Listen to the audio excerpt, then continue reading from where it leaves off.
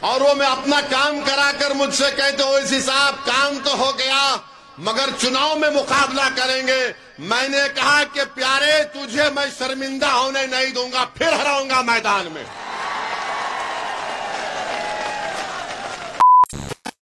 ये दम होना चाहिए, ये इत्मीनान होना चाहिए। आप ये समझ रहे होंगे कि न जाने असदुद्दीन ओवैसी किसको कह रहे हैं कि मैं आपको फिर हराऊंगा।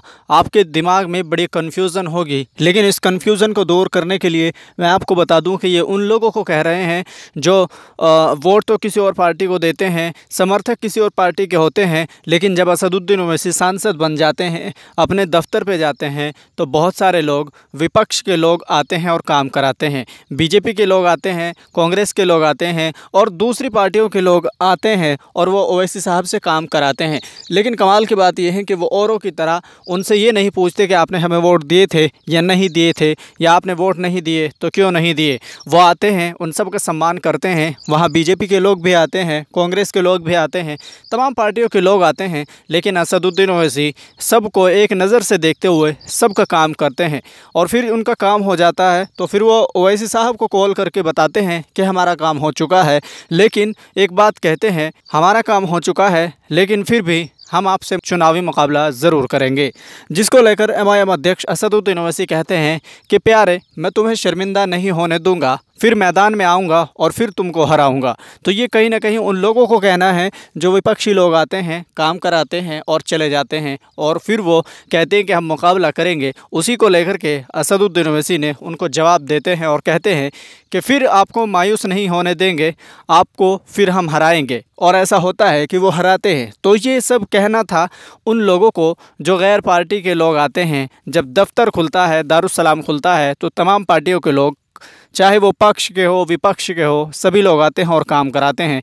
ना उनसे उनका मज़हब पूछा जाता और ना उनसे ये पूछा जाता कि उन्होंने किस पार्टी को वोट दिया है। लेकिन इसके बावजूद भी एमआईएम अध्यक्ष उनका काम करते हैं और फिर एक बहस शुरू हो जाती है, चुनावी सरगर्मियाँ शुरू हो जाती हैं चुनाव के समय में।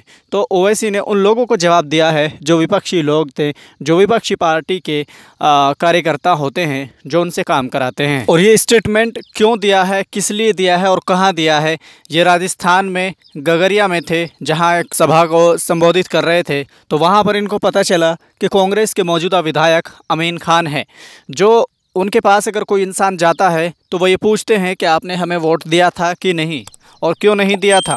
अगर आपने वोट दिया तो आपका काम हो जाएगा, और अगर आपने वोट नहीं दिया है तो आपका काम नहीं होगा।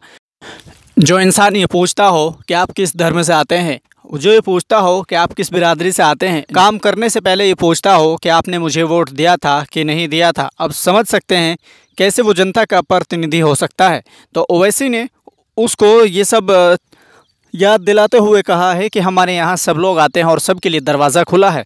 अब सोचिए कि वो कैसे जनता का भला कर सकता है, जबकि जिस विधानसभा से आप विधायक बनते हैं, जिस लोकसभा से आप सांसद बनते हैं, जीतने के बाद वो पूरी विधानसभा आपके लिए आपके बच्चों की तरह होती है, आपके परिवार की तरह होती है।